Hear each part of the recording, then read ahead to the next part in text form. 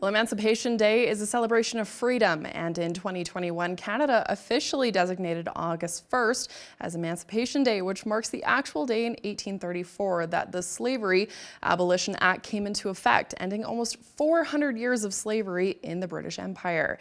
Ngozi is a Canadian actress, award-winning director and producer, also founder of Free Up. She's best known as the creator, executive producer, and actress of Global TV's comedic drama Da Kink in My Hair. Her documentary titled Free Up, Emancipation Day airs on August 1st on CBC, and she joins us now to talk about Emancipation Day and her documentary. Ngozi, welcome to Bridge City News. Hi, happy to be here. First off, can you give us a little history on Emancipation Day in Canada and how that all kind of came to be? Many people see it as the Canadian equivalent to Juneteenth, which is recognized in the U.S.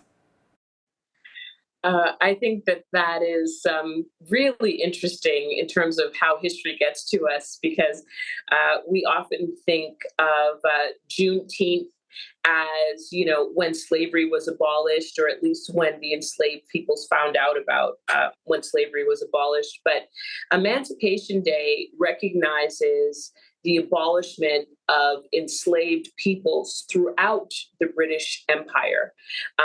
And actually, we all know that the United States used to be part of the British Empire. That's probably part of the fighting. But it recognizes the abolishment of enslaved people throughout the British Empire. And whereas Juneteenth is when enslaved peoples found out about the abolishment of slavery in the United States. And I don't know what it was called then. But funny, it went on in Canada for several hundred years. And many Canadians learned about Canada's role in fighting against African-American slavery and the Underground Railroad, which brought over 30,000 African-Americans to Canada to escape slavery. But Canadians are not always aware that Black and Indigenous peoples were once enslaved on the land that is now Canada. Can you talk a little bit about that? Well, I was one of those people who just didn't know about the Canadian history of enslavement, but essentially from when it was abolished across the British Empire and to when it was abolished in the United States is just over 35 years, 36 years. And so that's actually when it made sense for people to flee from the United States South into Canada. But there were literally hundreds of years. And I think that that's one of the legacies of colonization is that in truth, it was, our country was built on free labor. Now, we talked a little bit earlier about the Slavery Abolition Act, which came into effect close to 200 years ago on August 1st. Now, why did it take so long for Emancipation Day to become officially designated in the House of Commons? Well, a motion was passed on March 24th, 2021. It actually hasn't been enshrined into law as of yet. A bill still hasn't passed nationally. It's recognized in a few provinces by law, but not nationally. And I think that has to do with a misunderstanding about Canadian history. And there's just a necessity for us to have more awareness. It's one of the things that seems so obvious. Certainly, I didn't hear about Emancipation Day until 2017. It seems so obvious, but it takes that awareness to move into action.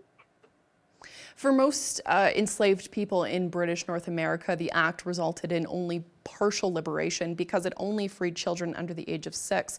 But it did lay a pathway to freeing over 800,000 enslaved Africans and their descendants in parts of the Caribbean, Africa, South America, as well as Canada. Can you talk a little bit about the path and the journey we took to become the freedom-loving Canada that we are today? I was like, I think we're still very much on that path.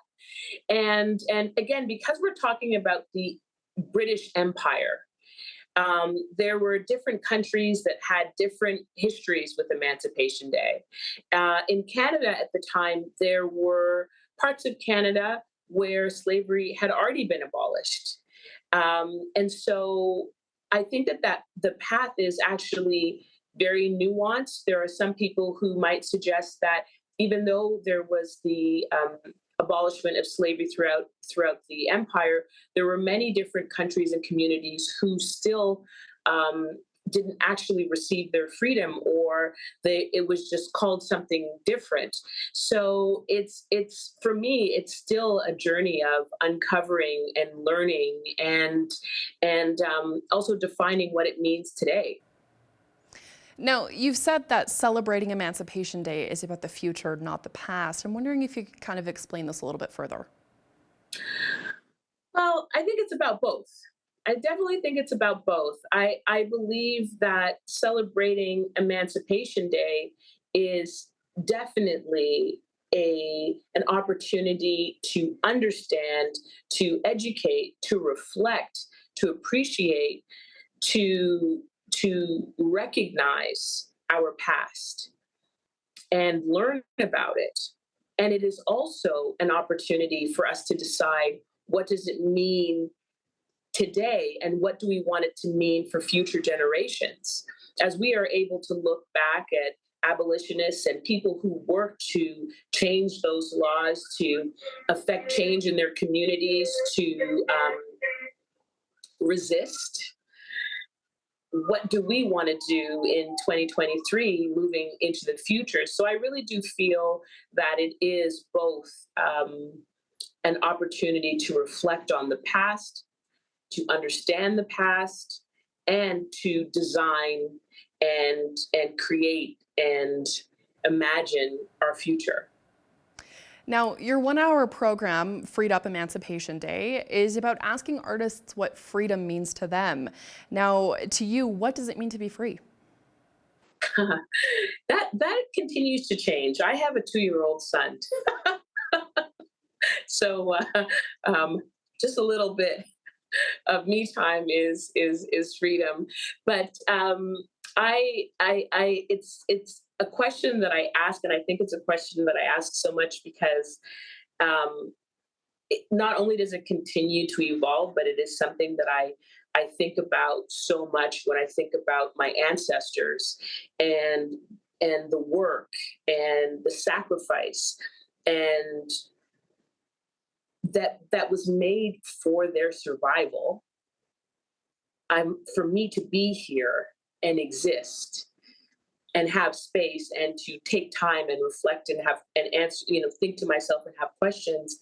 I think freedom for me is about cultivating a sense of peace and a sense of joy and space and a sense of expansion in terms of all of the work and energy that has brought us to this point, and what am I going to do with this present moment for future generations.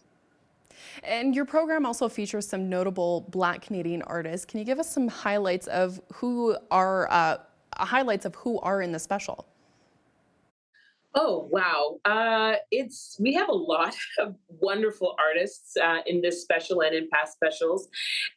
So this year we have the Adinkra Drummer Ensemble. We have Kaya Cater performing, Deja SB, James Bailey, Rosemary Sadler. Is in the special, Natasha Henry, who wrote the book on Emancipation Day, as well as Wayne Mengesha, who is our Freedom Award winner this year. Olunike. It really is a cacophony, a chorus of beautiful voices reflecting on Emancipation Day and advocacy. And you kind of touched on it a little bit there. Your special pays homage to Rosemary Sadler. Tell us about her efforts and her contributions. Well, I would never have heard of Emancipation Day if it wasn't for her. So Rosemary Sadler has been pivotal in as a community leader and in having us have Emancipation Day recognized, but not only Emancipation Day, but also Black History Month. As an educator, she really saw a need for Black history and Black Canadian history, which is Canadian history, to be recognized. And she has been an advocate. She wrote letters, gave speeches, called, made phone calls. We like to joke like this was before you could just get it done by, clicking a few buttons. Actually had to like send letters in the mail, or faxes. Remember those? But she really has worked tirelessly, volunteering. She was the head of the Ontario Black History Society for many years as well. And I mean, when I say like decades, she worked as an advocate.